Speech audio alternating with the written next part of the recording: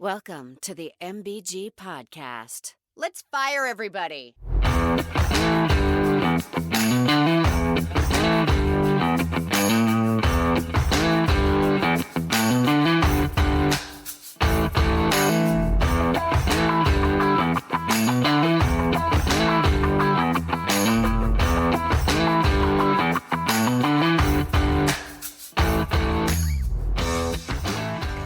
All right, welcome everybody to episode number 140, the Message Board Geniuses podcast. This is Who's. I got Casey, Courtney, MBG. Well, my friends, the 2025-2026 college football season is a wrap. Had kind of a slow first half, the national championship, but after that, great game, super competitive. Came down to the last drive with Indiana hanging on to win 27-21. Assuming y'all watched, any thoughts just to kick things off? I was worried about that first half. At halftime, I was like, man, this thing is a stinker. Yeah. And then it got progressively better from there. It ended perfectly for me. On a Carson Beck interception. Like, it could not have ended better. I will say that. For me, at least. I mean, I'm sure it could have ended better for Miami fans. Did you see, there was a stat, I think he lost 6 games in college, and like 4 of them, he threw an interception on the last drive when they had a chance to tie or win, something like that. That is insane. It's a very Carson Beck stat. Very. But what has been true all season was what was true in this game. Like, it didn't matter what Indiana did. Luck was on their side. And that's how it was all season. Like, they just weren't going to lose. Like, it was destined. Like, they were destined to win. I don't know. Destiny, if you believe in that shit. Yeah, that happens, though. Teams that tend to win usually get those. And Who's was talking about it mid-season with the Who's, actually. You know, you were just getting all the breaks. They seem to get all the breaks. And I'm not saying that they didn't deserve to win every game. They did. But like that Penn State miracle that they had at the end, They beat Iowa by only 5. They need a missed extra point or a missed field goal by Ohio State to win that game. Yeah, everything kind of went their way, but man, they were good. And they are good. They didn't play as clean against Miami, I didn't think, as they did. I didn't think Mendoza was as sharp. A couple games before that. They had more penalties.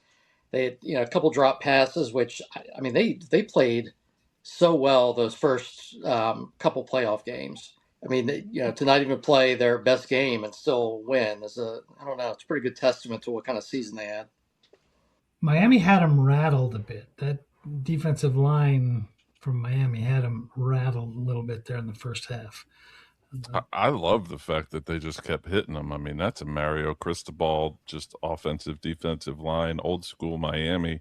Like, hit them in the mouth until they call it. Like, we'll give you one, basically. We're going to give you one 15-yarder and not be mad at And they never called it. Hit them until they call it, and they didn't call it. They bloodied them up, and they didn't call it. Because that hit first of all, I think they let them play, like both teams. But I mean, that hit was, I can't believe there wasn't a penalty on that. That's, like right up under the chin. Like you quarterbacks always get that call. And it was like straight dome to dome. Yeah. But that highlights one thing that I did like about the game. We rarely say this, but the officiating I thought was great because they didn't overcall it. They could have called a billion holds. They could have called a billion pass interferences. They could have called some roughing the passers or maybe some targeting, and they didn't. They just let it go, and the game played out. I mean, it was fun to watch that way instead of penalties costing people possessions and things like that. I mean, yeah. Well, Miami fans think that the interference penalties were called totally differently on the two teams, which I did not think was true at all. I thought they called it on the really egregious, right. Guys were completely holding them and not giving them a chance to catch the ball. But I didn't think the refs, the penalties favored either team, frankly. No. They called no real one that stood out. Even the PIs, they don't stand out. Like, they weren't game changers, and that's all you can ask for. And like MBG said, they let them play, which was awesome. Heard some people talking about holding calls and whatnot. It's like, or lack thereof. I'm like, you can't do that in the national championship. On the first Indiana touchdown, the guard had a linebacker literally by the head and dragging him down. I was A-okay with them not calling that. Just let Yeah, him on the play. Tony score, there was a big hole right before he went in the end zone. But so what? I mean, especially because sometimes those holds get called, and like Tony was going to score if the guy held or not, and so Yeah. those are the calls that drive me crazy, right? Where it's either away from the play or it's not going to directly impact it, and then they call it anyway. Like that's Seems like they call those a lot in the NFL. yeah. Oh my God, it makes me crazy. Yeah. Did you guys? Well, you guys might not have seen this, but Miami fans nevertheless melted down quite a bit. We can talk about some of their meltdowns for a minute. Some of my favorite ones. So as soon as they fell down 3-0, there were a couple of posts. This guy said, "We're getting embarrassed by country fools." Another guy said, "Completely embarrassing. I feel like the refs just gave Indy the ball game. We needed that stop." Keep in mind, it's 3-0 at this point. Dawson, the offensive coordinator, I had low expectations, but holy crap. So they started early, and then this, I think, was after that hit we were talking about on Mendoza. They said, "Can Ben go ahead and knock Mendoza out of this game, please? Put that B in the hospital. If he's going to block, then kill him," which that probably is what they needed to do in order to win that game. We talked about how the refs were pretty unnoticeable out there, but this guy, C. Canuck, said the fix is in. That pass interference was exactly what they didn't call against Indiana in the 2 series prior. We can't play the refs and the team. Didn't go unnoticed by him. Exactly. Can you literally just cut and paste this message board post and put it on every other message Complete board 11 on 12. They thought that a pass interference early in the third quarter is the ref fixing the game. It's pretty funny too. Oh yeah. Then this one, they are kind of calling on the cheating allegations. They know all of our plays. They seem to be calling too perfect of a defensive game. Either they are reading Dawson's lips or they have our playbook. This other guy says the reports of them cheating and stealing plays looking not so crazy now. In the one close game they played in the playoffs, by the way. Right. This one came after I think this was probably what ended up costing Miami the game was the block punt touchdown. I don't know if you saw that, the tight end blocking in the back there, Bauman. I think he kind of just forgot to block. It looked like he looked at the guy and then just was like, "Go ahead." Yeah. I mean, really, all I had to do was just get a hand on him. Yeah. Just bump him off his path just a little bit. So this guy saw that Hurricanes are winning. He says, "Can someone signal to Trump in his suite to deport Bauman?" Which I feel bad for the kid because I'm guessing when he watches that on film, he's going to be sick. Then when the game was over, when Carson Beck threw that last interception, I like this one, Boxing Robes. He says, "Beck throws one more noodle for us to remember him by." Which I thought Beck played a decent game. He did. I don't know if you saw the receiver there, Marion kind of fell on the sword there and said it was his fault for not coming back and looking for the ball. I don't know. He didn't. I don't know the game well enough to know whose fault that was, but I don't know whose fault it is, but he didn't even look. Yeah, it looked way underthrown to me, but who the hell that's knows? what I thought too. And then this last one I thought was a good one. It says, "Good win, Indiana Astros. Well done."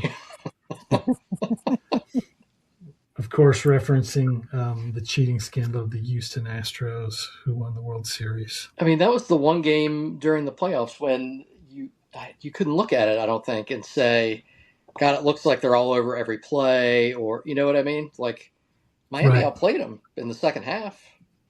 Absolutely. Absolutely. I mean, really, you look at a couple dumb mistakes. They made a couple bad penalties when they had held Indiana on third down, and then the block punt, man. The block punt and the missed huge. the missed field goal at the end of the half. I mean, so many plays could have gone their way.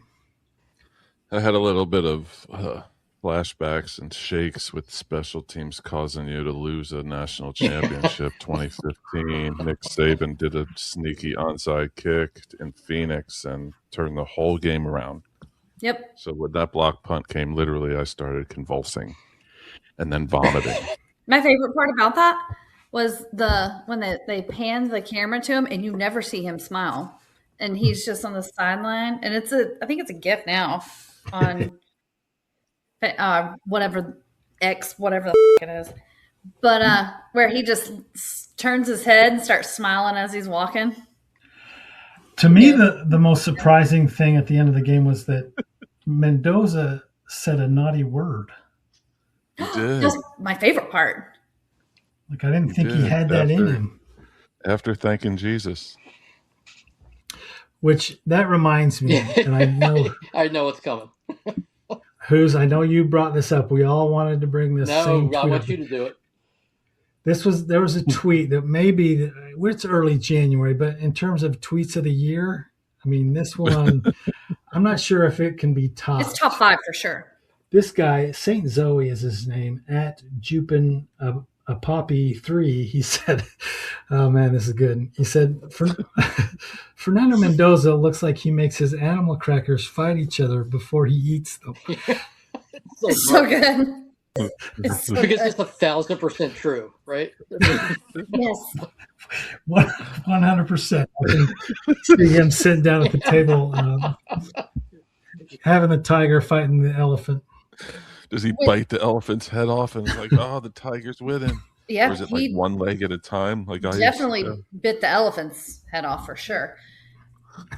Tell you, but we have to talk about the 4th down call, right? By Signetti. Oh yeah. Huge giant ones. Yeah.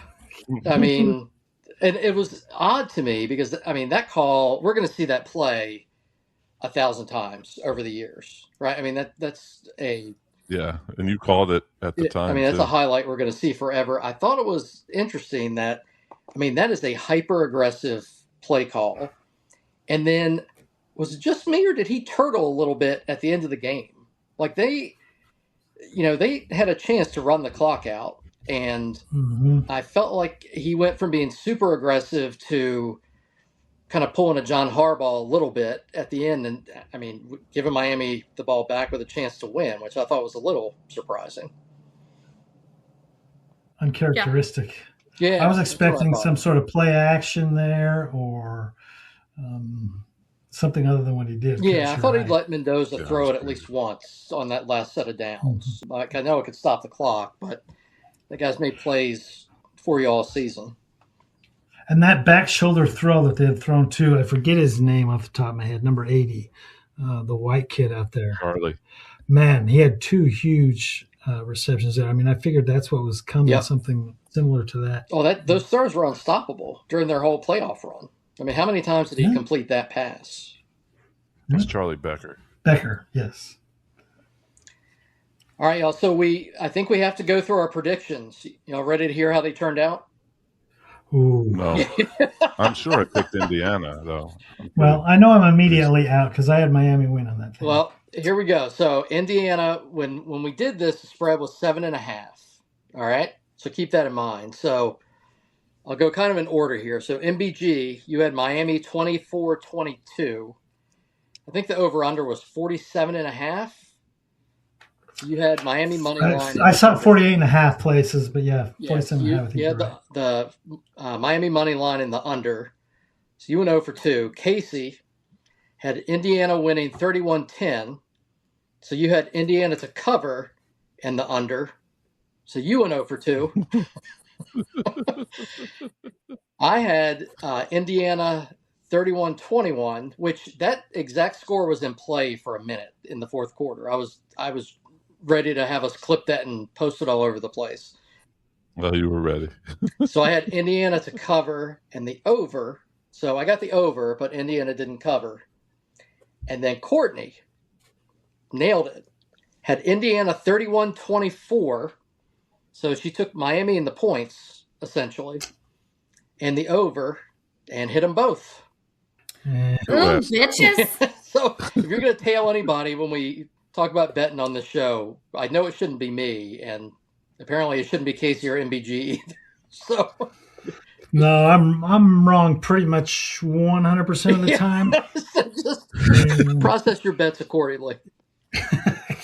So the key is to not overthink it. Just throw it out there. Don't bet with your heart. No, don't do that. Yeah, That's I think terrible, but- I'm not sure that No, I said handicap don't can bet tell with you, your but heart. It worked this time. Do not bet with your heart. Okay. Don't bet on your team, and you don't bet with your heart. Okay, yeah. I like the emotional hedge bet myself. I do that every once in a while with the Who's. I can't bet because I can't handle the heat. My bank account says I'm really not good at it. See, if I was smart, what I would do is pick things and then fade my own picks. Kind of pull the George Costanza, do the opposite thing, but I know I'll just end up outthinking myself if I do that. So I will say one of our good friends of the podcast, Pablo, his prediction was dead on. He got the score right. Did he really? He did. Wow. Impressive. He did. Yeah, that is impressive. And so I asked him whenever he was ready to send me the Powerball numbers. And thank you. Never liked that guy. Pablo's like the nicest guy ever. That's awesome. The nicest guy. Literally the nicest person ever. Hey, one last thing. Did you guys see the TV ratings on that? Yeah. No, what was it? No, I didn't see it either. Second most watched game. Really? Yeah, it was 30.1 million. Because there was a lot of talk leading up to it that people weren't going to tune in. Yeah, all the Notre Dame fans who were boycotting the playoffs Right. and all the others. Well, what was the number one game? Well, it was 2015 Ohio State Oregon had 33.9. The next was Alabama Georgia 2018 was 28.4 million. So Yeah, it was. Yeah, it did well. But look, that game did better than when you had two SEC teams. I mean, I'm just saying. Well, yeah, because everybody's mad at the SEC because we were always winning. The tide is turning. I'm just saying. No pun intended. Hey, we're not the only team in the SEC. But, well, not anymore. You Not used to- anymore. Not you used anymore. to be. True. Despite what other teams might have said, Alabama was literally the only team in the SEC. Yeah. All right, also, I like it. I guess we're going to have to start talking other sports. What? Yeah, let's put a pin in that for a bit. No, it's Mardi Gras season over here. Maybe So. next week I'll have a different opinion, but as of now, let's put a pin in that. Yeah, I think we're going to have plenty of content with all the stuff that's going on. All right, so Yeah. this week we thought we would do a mailbag question. This week's question comes to us from friend of the podcast at David Fox Jr., who asks, since there are no rules anymore, which is the reason we might be talking about college football all year, which player who still has eligibility do you want to return to play for your college team? For example, Brock Bauer still has a year left. So I'm guessing that Casey and Courtney probably had an easier time with this one than I did. Anyone want to go first? Well, I didn't do the whole. I don't know if they have extra year of eligibility. I'm just making up that they do. So you're just picking a player you want to come back. I feel like Yeah. that's allowed. All right. All That's right. how I took it. All right. A little artistic license. I thought with David Fox, being his first time getting through the call screeners, that I would, stay on brand. But okay, I'm not sure about having any eligibility left, like I just said, because I believe he was in school at the turn of the century. But I would want Third and Renfro back on my Tigers so bad. Tony Brown, former Alabama quarterback, said that Renfro lied, and we're still trying to figure out what he lied about. But I know he didn't lie about his 3 touchdowns across 2 national championship games against Alabama. He was like the most unassuming player Clemson ever had. He's not very big, with a receding hairline that just runs good routes and is key. in the deadly rub routes. So one is he's good route runner, or is he good route runner? I got pilloried for that a couple years ago. Yeah, so he's a good route. He runs good That one still routes, and stings. his key, deadly rub routes at the goal line. It didn't matter if it was Deshaun Watson, Kelly Bryant, Trevor Lawrence, or Perry Tuttle throwing them touchdown passes. All Clemson quarterbacks loved throwing to him because he was always open. So Hunter Renfro's my answer. You realize that you just named like 47 quarterbacks, so I doubt. And one was from the 1981 national championship too. Because I'm pretty sure he threw Hunter Renfro touchdowns. I'm pretty sure in 1981, Hunter Renfro was 27. Yeah, I'm going to guess he's got no eligibility left. Even under the rules we have now, I'm guessing Renfro will not be able to be back. He was a walk-on. So college for 12 years. Did you say he was a walk-on? I don't know if that gives you extra eligibility, Casey. What is it, JUCOs? Oh, I thought JUCOs walk-ons. I don't know what they're doing there. All right. It's basketball season. You might want to go next. I'll go. So this is hard because you know how people say that, you can't pick a favorite kid, but like you really have one. You just can't say it out loud. This is kind of like that situation. We desperately need a running back, and who better to come back to the Crimson Tide than Derrick Henry? I know he's in his 30s, but he's a beast.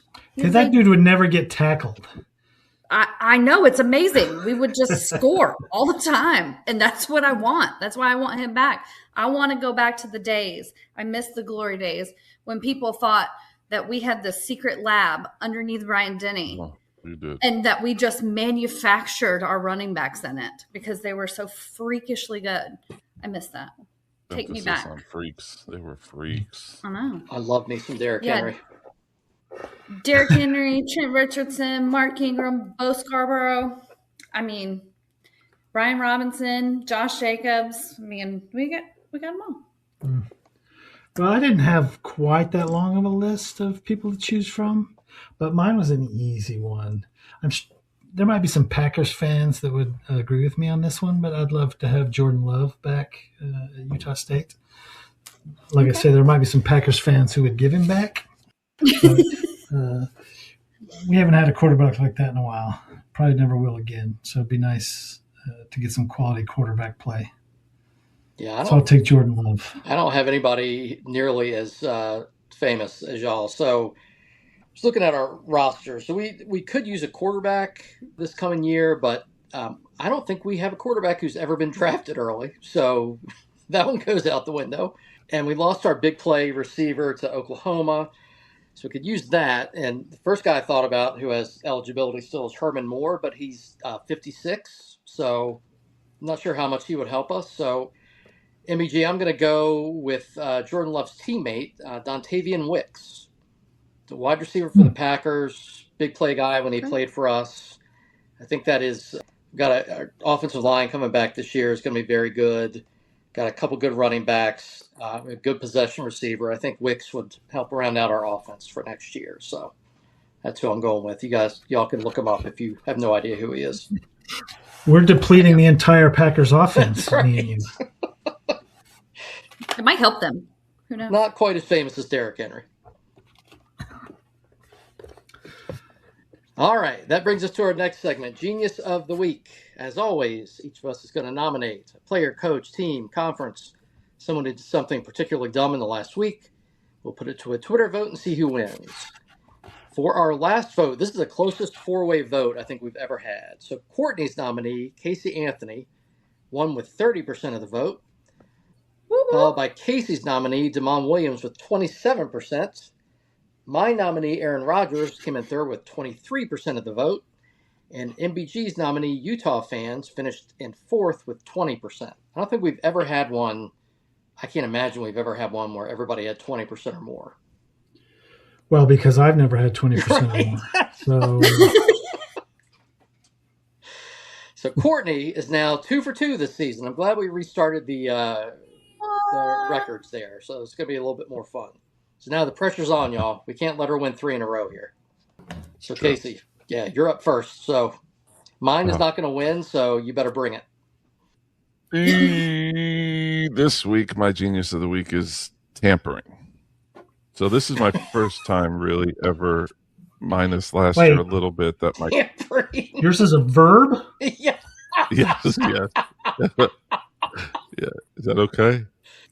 I'm not sure what The what look part of speech- disgust on MBG's face right now. I mean, I'm not sure what part of speech it is. Is it a verb? I mean, I'm not sure. yeah. Well, don't ask well, Clack. I don't use it in a sentence, Casey. I can't. How about this? This week, my genius of the week is, and actually the way I wrote it, it says this week, my genius of the week is the tampering. So I made Right, it it has now. to go in the box like that. The tampering. The tampering. So this is really like my first foray into this whole transfer portal thing. And my Clemson Tigers dabbled very little last year, but they have 10 or so new fantastic young men that decided to matriculate to the best university in the state of South Carolina to get developed by the one and only Dabo Sweeney et al. No, this was not written by AI. But however, one player in particular, who shall not be named in this space, signed with Clemson, moved from San Diego, California to the foothills of the Blue Ridge Mountains, started classes, began workouts and meetings. And in one particular class, apparently, another coach from a school that cried a lot about Lane Kiffin leaving was texting this particular student and reportedly doubled the offer that they had previously given to this Benedict Arnold. But as I've told our friend and resident Ole Miss fan, Hottie Toddy Strohs, it's really not even about this Judas Iscariot going after a bag, as the kids say. In fact, the portal was closed. Schools were crying that their old coach is tampering when they're actually tampering as well. So all because of this transfer portal nonsense. You guys ever read Othello by any chance? Iago was my favorite character, but it reminds me of a certain linebacker that just signed with Ole Miss. But for all that, the transfer portal is my genius of the week. It is the first Shakespeare reference I think we've ever had, Casey. Yeah. I like how Yeah, you it's asked obscure. me if I've ever read Othello. I was waiting for Well, your you didn't response. even I wait was for an trying to answer set either. you That was up. the best part. Well, you know his response. Reading's dumb. He was going to say, of course I've dumb. read Othello. Reading's dumb. I'm guessing if someone forced me to read a book, that would not be in the top 1 million books I would choose to read. It's a great play, though. Oh. It is. What was the movie that was? I'll take your I word like for that. it. MBG's probably seen the movie. No, I wouldn't do that to myself. He's just watching Step Brothers on repeat. He's not watching any Shakespeare. It was one of those like, oh man, it was awesome. Oh, I'm So sure good, it I forgot was. its Yeah, name. I bet it was great. It sounds like it was very memorable, Casey.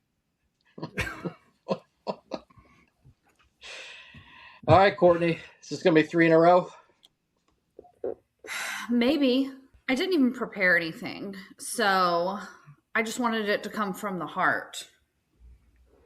So my genius of the week is going to be the NCAA. So does anybody know what they do? No, but at least you picked an actual proper noun. What, the tampering and the NCAA? Okay. So, right. So they are supposed to govern and enforce rules within college sports, right? Basically. Allegedly. Well, those aren't rules. They're suggestions. What in the past, I don't know, since the transfer portal and NIL and all of that, what have they enforced? Nothing. Are you waiting for us to answer? Or? Yeah. I mean, it wasn't a hypothetical I thought it was for a sure. rhetorical question. So I was still thinking Original, about that's parts of speech. Yeah. So, I mean, back in the day, you had folks getting the death penalty. I mean, not like a firing squad one, but you know what I mean. You had Alabama. We got in trouble because our players were getting textbooks. Like, we got bowl bans and, like, lost scholarships for that because they were getting textbooks for free. Now you can You can cheat. You can pay anybody whatever the you want to. You can go grab players from the NBA or the G League, whatever. You could probably go get some NFL players if you wanted. There's really nobody that's going to stop you at this point. Go get a judge to file a restraining order on the NCAA. Boom. You got him at least for one game. The problem is nobody can control anything anymore, and we just have to burn it to the ground to start over again. And I mean, I knew that we were when the NCAA was like, we need Congress to step in. What? Like, we tried to get that involved, and they wanted no part in it. Nick Saban has publicly said he would help them. They wanted no part in that. And now they're like, oh no, help us, we're drowning. Nope. Drown, bitch. Bye. My favorite part of that is when you listed Alabama's past transgressions, that it was giving kids textbooks. That was one thing, okay? That was one thing, and that was true. That's the worst thing they ever did, MBG. Come on. Give a couple kids a textbook. They did. Some chemistry textbooks. Really good. Here's your physics textbook. But what was that This is how we stupid thing got all that these Ohio 5 stars. What was that stupid thing that Ohio State got in trouble for? Wasn't it like Tattoos. Tattoos? Like, how dumb is that? That's way worse than textbooks. That's stupid. But seriously, like, something has to be done. Like this Alabama player, yeah, I mean, whatever. He's coming back. That should not happen. These people should not be getting – TJ Finley should not be there for his 47th year. What? I'm over it. Something has to change. Crazy to me. And I don't know if it's even getting Congress involved. That's the move. Get the government involved in college football. That sounds like a disaster also. Yeah. I don't know. Just say, you know what, Nick Saban, fix it. Just fix it. And see what happens. It can't get any worse. Okay, I'm going to jump off my soapbox now. That's why I didn't prepare anything, because I just wanted to reply from the heart, because the NCAA is Satan. Can't even give a kid a free textbook anymore. I know, man. No, they can get it now. They can have it now. They can have whatever the they want now. You want to go to the NFL? Then you want to come back and play 2 more years of college? Yeah, do whatever you want. Let's do it. Julio Jones retired from the NFL. You want to come play at Alabama for 1 more year? All right, MBG. Here's your chance you can get right in the thick of things with a win here this week. Well, I mean, I think I got something here. All right. I got one here. Good. I'm going to go down to Fort Walton Beach, Florida. And my genius of the week is a beautiful young lady by the name of Feng Wang. You guys know Feng Wang? You know, that's very close to me. Feng Wang? Fort Walton Beach. I don't know what the hell that is. But well, I mean, it's very, very close. So here's what old Miss Wang did. It says a 55-year-old massage parlor employee, which is shocking that Feng Wang was employed at a massage parlor, but she was. She was arrested for battery, but not before allegedly defecating towards officers. According to Fort Walton Police Department, Feng Wang became aggressive during a routine health inspection at Palms of Emerald Coast Massage Parlor on Bill Parkway. Wang, yelling at a Department of Health employee, and attempted to force them out of the business. Wang began yelling at a Department of Health employee and attempted to force them out of the business, according to police. Police say officers responded to the incident around noon. When officers stepped in to detain Wang, she reportedly started, quote, defecating towards officers to evade arrest. Wang was charged with battery on a DOH employee and resisting an officer. So I'm struggling to imagine how this happened. Defecating towards an officer. First off, that takes some quick thinking. As a weapon. In my mind, that takes some real quick thinking. Like, okay, I'm in a pickle here. How am I going to get out? And poop on some somebody. propulsion too, right? I mean, I mean, I don't know. I would love for someone to make a Freedom of Information Act request for the body cam footage because I kind of need to see how this happened. But, I don't need to see that. and shocking that it happened at a massage parlor. I don't think we need to see how that happened. I would give That's what the anything word for it. to see that. I'm not going to lie. I mean, This is like, speak for yourself. I want to see your shit on people. I would love I'm it. curious. But for defecating towards officers to evade arrest, Feng Wang is my genius of the week. All right, it's a tough one. I don't know if it could beat out the tampering, MBG, but I'm just put the defecating on mine. Yep, might win. all right. So, are y'all familiar with Jacob Infante by any chance? No idea. So he's an NFL draft analyst. He covers the Bears for Windy City Gridiron.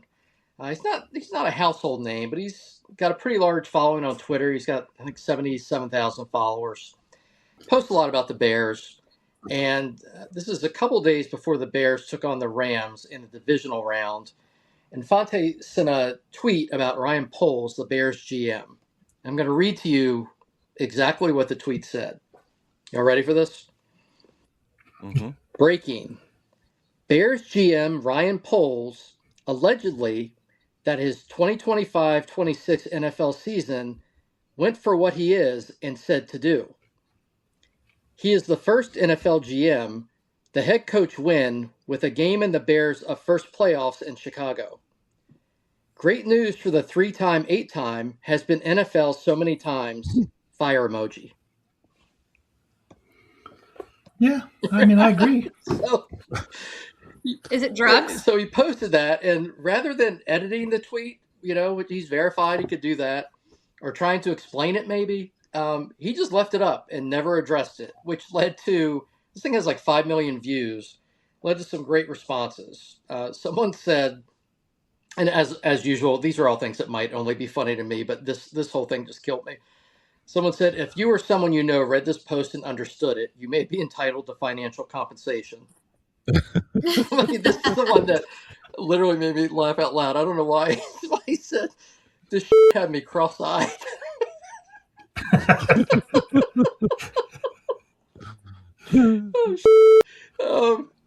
Somebody said, Jacob, check if you have a gas leak in your house.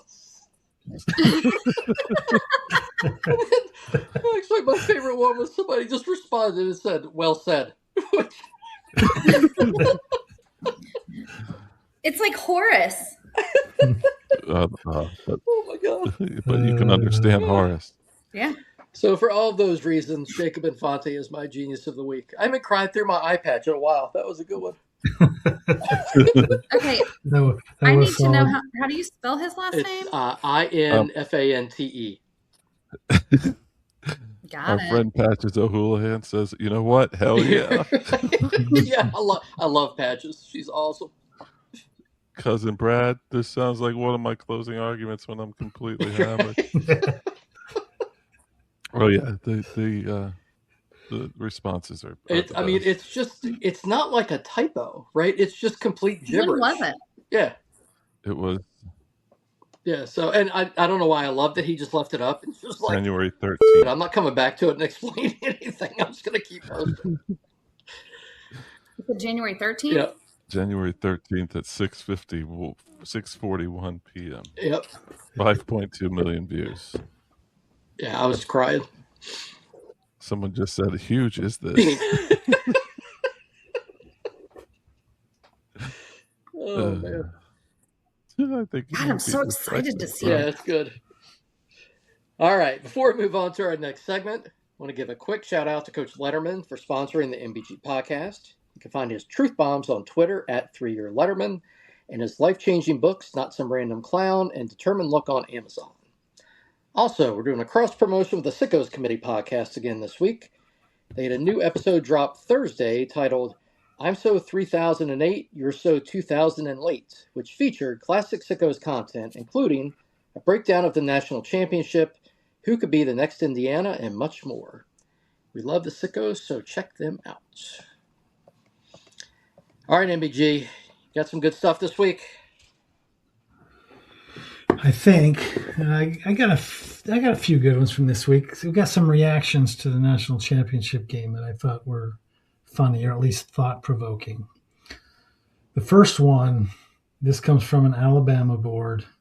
A man named Phoenix, born and raised, says, college football died tonight. Indiana went 16-0 and won the national championship. What? Did he say why it died? Nope. Probably because Indiana won. Yeah. I mean, I don't know if it didn't die last year when Ohio State won or the year before when Ohio State won, but when Indiana won, it's dead. That's it. Yeah. Is this how all SEC fans feel about this? Like college football just doesn't mean as much anymore? No, it doesn't have anything, for me, it doesn't have anything to do with a conference. I'm just trying to get inside your fellow Alabama fans' brain here. Like, oh, yeah, for them, for sure. No, yeah, 100%. I mean, this is probably somebody who started rooting for Bama when Saban was there, right? Like, probably didn't go to school there. There's nothing but winning national championships. And if Bama doesn't win, it doesn't matter, or it doesn't count. I did see, and Courtney, this is not a shot at you, but my favorite response to this was somebody said, that's the most Bama post of all time, which I thought was 100%. They're called Walmart fans. It's because they probably couldn't tell you where Tuscaloosa is on a map, and they just are a Bama fan because they got the shirt at Walmart. Walmart in Phoenix. They're cheap there. Yeah.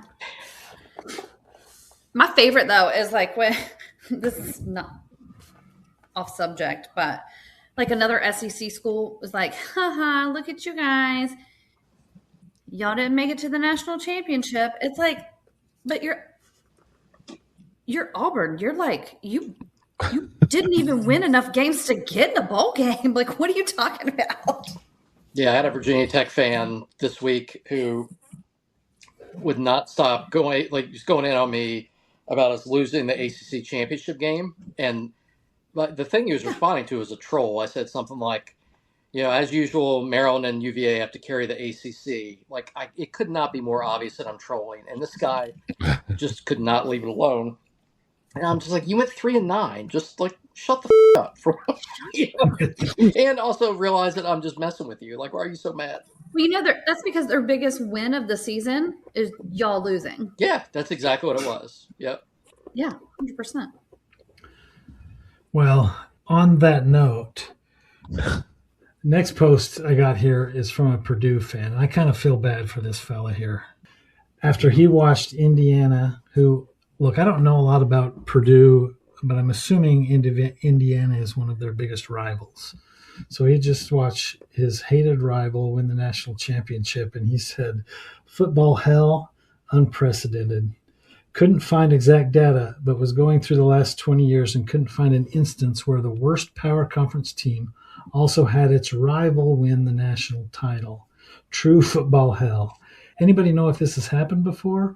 Or are Purdue fans today at the lowest point in the history of college football? That's got to be rough, man, being, if not the worst, one of the worst teams in the country, and watching your rival, who for years had also been one of the worst teams in the country, win the national championship.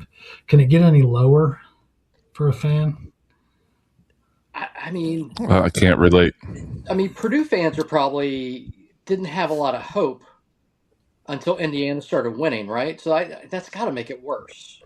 You're right. Indiana is one of the worst programs in the country. They were worse than us. It can get worse. Yeah. It can get worse. Because, going back to what I know, we had Mike Shula. We got beat by Auburn 6 years in a row. Then here comes Nick Saban. And then he wins national championship. Then he just keeps winning them. And it just gets like, we're going like this and they're going like this. And it's just been nothing but downhill for them since. So it could definitely get worse. I've seen it. Like, honestly, if you suck, it's not nearly as bad if your rival also sucks. Like, you can live with yourself. What is it? Misery loves company. Yeah. But if you suck and they don't, it's tough, man. Yeah, my rival sucks. All the time. I think, the closest we came to this, I think, was like in 99, 2000. So in 99 is when Virginia Tech went to the national championship. They were in the Big East, but they won. I'd forgotten how good that team was. Went 11-0, outscored their opponents by an average of 41-10. They make it to the national championship game. Thank God they lost because, the thing that we make fun of them for is they've never won a national championship in anything.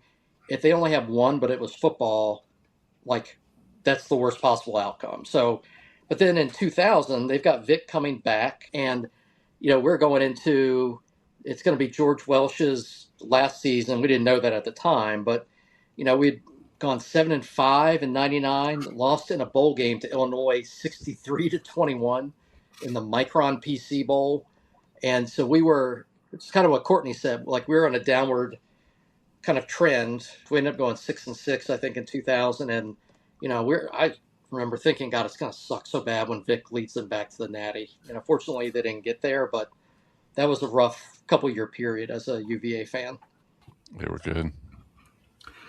Even on a week-to-week basis, though, if you lose, as long as your rival loses, the weekend's not as bad. Oh, yeah. But when you lose and they win or vice versa, it's tough, man. So I feel for this Purdue guy. It's got to be life's got to be rough in Indiana right now for anyone that's not. Well, there's another school in Indiana that didn't win a national championship either. Are they mad? The Sycamores? Oh yeah, with Larry Bird. Although, that's got to make it even worse, right? Because Notre Dame went to the championship game last year. That's true. Poor Purdue. All right, I got another one. This is for you ACC folks. This is from, I don't know if we've had many Duke posts here, but after the game, there was a post from this Duke fan, the Devil's Den. In the Devil's Den, his name is Forever True Blue. He says, fans, put it all together and you will see the real intent is to keep Miami and screw schools like Duke. I think he's talking about the ACC here. 1, Miami is selected for the CFP over a conference champion. 2, Miami is handed an extra $20 million, probably with instructions to buy Darius Mensah, thereby eliminating Duke from being a favorite next season, reportedly already using that play money to spend $10 million on Mensah, a luxury home for his family, a full-ride Scully for his sister, paying Duke money to keep quiet. Number 3, flat out fixing results a year in advance to help Miami look better next year. After all, Miami has never won an ACC football championship since joining in 2004. P.S. College football cheating is more open than college basketball point shaving, and Miami will probably leave the ACC soon. Do you ACC guys, you agree with this, Duke man? Well, first, his name is Darian Mensah, not Darius. So this guy's obviously a big Duke fan. Well, that's what I was going to say. If Duke had any football fans, they'd be really pissed about this Mensah thing. Right? That's the correct response. Yeah. And here's the funny thing. To me, is they're losing their top receiver too. He entered at the last to minute Miami, as right? well. And there's a rumor that he's going to Miami too. So like their 2 most important offensive players are going to Miami.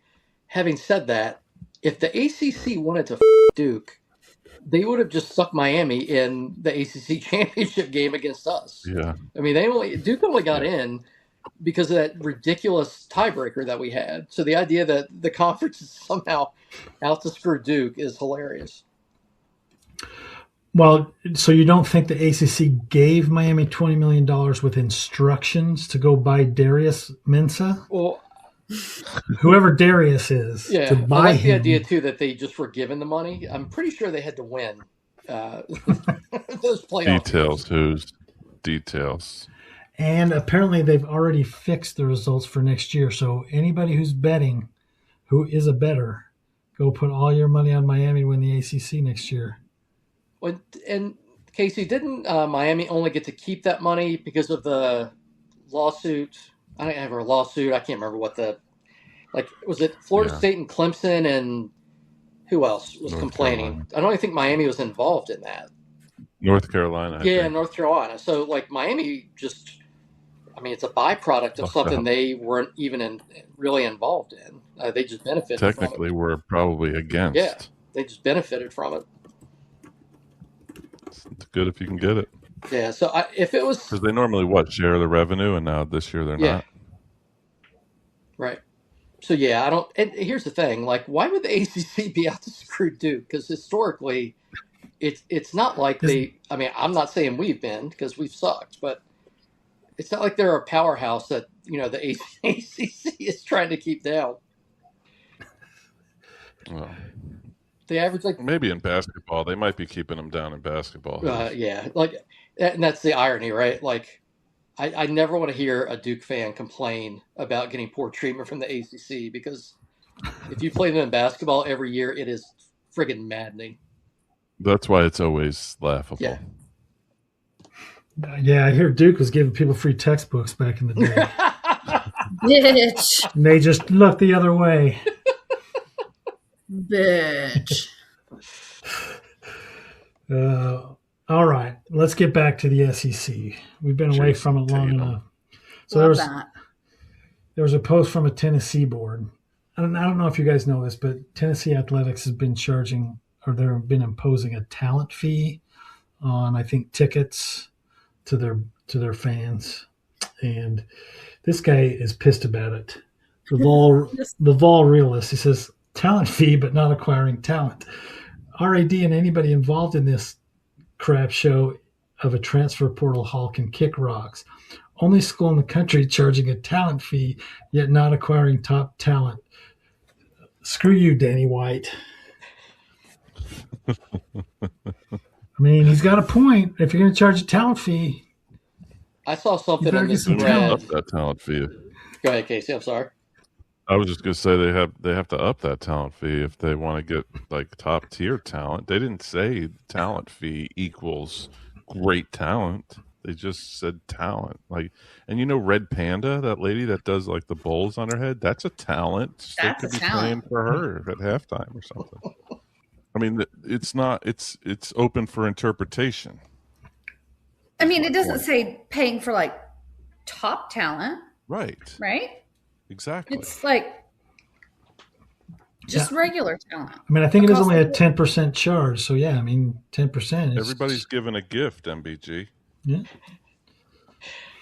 I did see something in this thread that I don't think I've ever seen before, where a Tennessee fan told another Tennessee fan that they were being ridiculous. I didn't know Vols fans had that in them. That might have stopped me in my tracks. Right? It was very odd. That's awesome. He told the poster that he was being ridiculous? Yeah, I'm pretty sure it was somewhere in this thread, yeah. Yeah, that's a new level. Very out of character for a Tennessee fan. Yeah, usually they just add on to it. Ever. Right. All right. Last one. I don't know why I thought this post was so funny. Maybe it was some of the misspellings in it. But this is from a Texas A&M fan. And I don't know if you guys saw it, but Texas signed Cam Coleman, who was probably one of the bigger portal targets. And I might have seen that. He was I think he was down to the Texas schools pretty much. Texas Tech, Texas, and Texas A&M, I think, were kind of he was thought to land at one of those three. So Texas A&M fans had their hopes up, and then he announced he was going to Texas. And this guy, the law of the quad, thinks he knows why. He says, Manning Mafia control of Cam Coleman. Hey, Casey, here we go. Shakespeare said, the devil is a gentleman. Is that in Othello? Probably. I didn't read it. Well, he did say that. The devil is a gentleman. And you may hate my theory, but the Mannings are the devils of football. 75% of TU's of Texas's starting wide receivers left because they were blamed for Arch Manning's mediocre season. I'm not sure it was mediocre, but okay. Cam Coleman is now rented for 1 year in hopes of making Arch look good. The Mannings made him an offer he could not refuse. They ran everybody else out of Austin.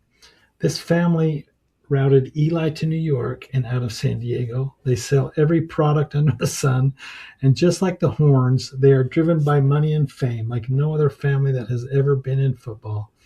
All of this to say, give me Elko any day. Coleman sold his soul without knowing that his new team is controlled by most manipulative and undermining family since Molly Sirus, Mollysirus, and her old man had a feud. I just snorted. I was literally about to ask you who Molly Cyrus was. I didn't get it until you just read it out loud. So Yeah, thank me you. Yeah, old Molly Cyrus. Oh, Molly. Wonder what she's doing nowadays. Probably Molly. So what family is more manipulative, the Mannings or the Cyrus family? I didn't realize the Cyrus family was known for being manipulative. Yeah, I didn't know the Mannings were either, right? Yeah, I didn't know the Mannings were. Yeah, I mean that's Is Texas A&M just cope? Yeah, This is just a huge cope. yeah, it's That bad. was a lot of words to say that he's sad. Yeah, I know. By the way, That's definitely one that I would put. Sorry you're going through this, or happy that happened to you. You know, not reading all that. Yeah, I'm not reading all that either. I like the idea of a Manning Mafia. Just a big group of guys just wearing like pleated Dockers and comfortable sneakers.